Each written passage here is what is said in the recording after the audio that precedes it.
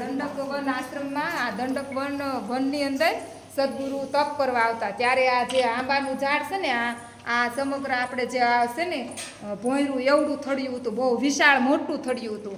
અત્યારે આ થળિયું જે છે ને એ નાનું કરી દેવામાં આવ્યું છે, કારણ કે ભોંયરું કર્યું ને એટલા માટે આ પરમાત્મા પ્રગટ થયા પછી ભોંયરું કરી નાખ્યું.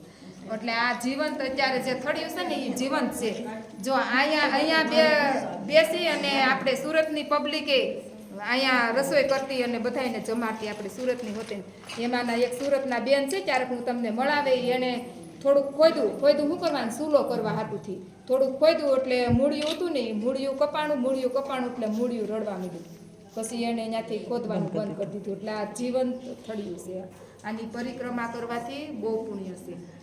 આ તો બધું પ્લાસ્ટિક છે પણ અંદરનું ઓલું છે અને આયા સદગુરુ કાયમિક માટે આ મહર્ષિ સદાફલદેવ તપ કરતા, યોગ સાધના કરતા, લોકો આપણા બધા માટે સુખ શાંતિ માટે યોગ કરતા.